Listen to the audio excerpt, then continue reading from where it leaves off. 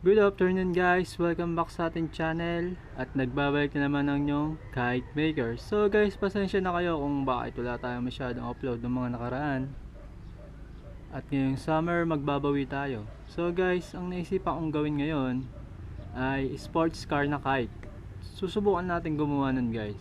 So simulan na natin guys.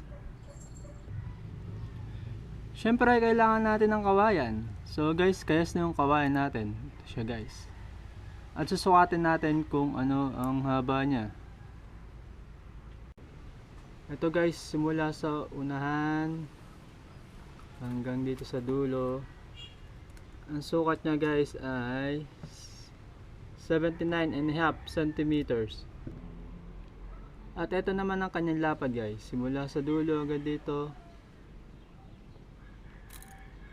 37 centimeters. So guys, tatalian natin siya guys pag ganyan. Yan, tatalian natin yung mga sulok na yan guys.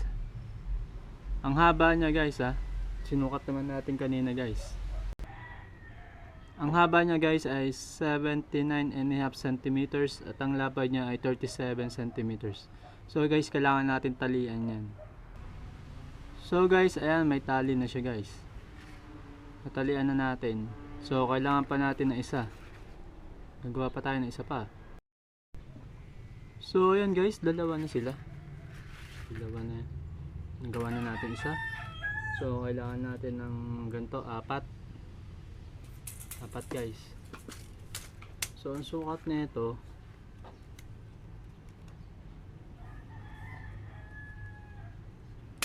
18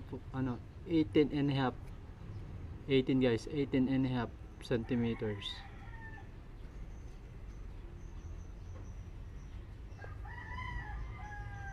Yan.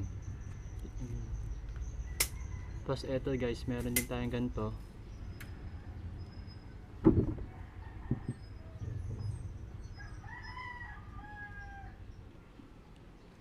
Sa gitna natin lalagay to guys. Na natin lalagay. So, tali muna natin. So, ayan na siya guys. Tapos na natin yung kotse natin. Na-assemble na natin siya. Box kite siya guys. Tapos dinagdagan na lang natin ng iba pang kawayan, iba pang detalye para magmukha siyang kotse. So ito siya guys. Yan. Mukha bang kotse? Yan ang pattern niya. So mamaya babalatan na natin siya guys. Tapos susubukan natin siyang paliparin. Kung nakikita nyo guys, may mga paso. Syempre para mabend. Kasi pag di natin siya pinaso guys, may tendency na mabali siya. Masayang. Masayang yung pagkakayas natin. Ayan siya.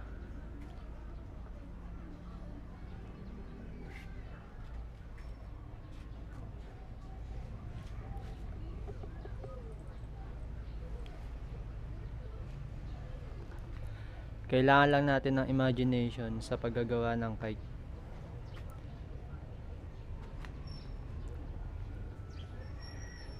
Tsaka pag hilig mo naman, kayang-kaya yan. Basta hilig mo.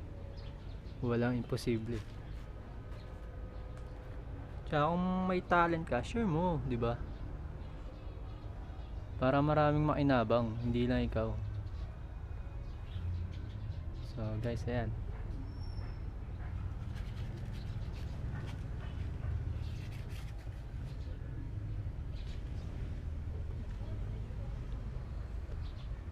Oh, may gusto na sumakay.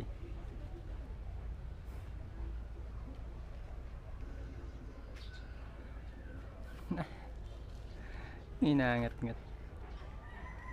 So guys, abangan nyo yung video natin na meron na siyang balot at paliliparin natin. So stay safe, stay home. Pag magpapalipad tayo ng kite, kailangan nakamask pa rin para iwas sa COVID. So guys, maraming salamat. Hintayin nyo yung part na palili pa rin natin siya at may balot na guys. Stay pa rin sana kayo sa channel natin. Supportahan nyo pa rin ako. So guys, maraming salamat. Bye bye.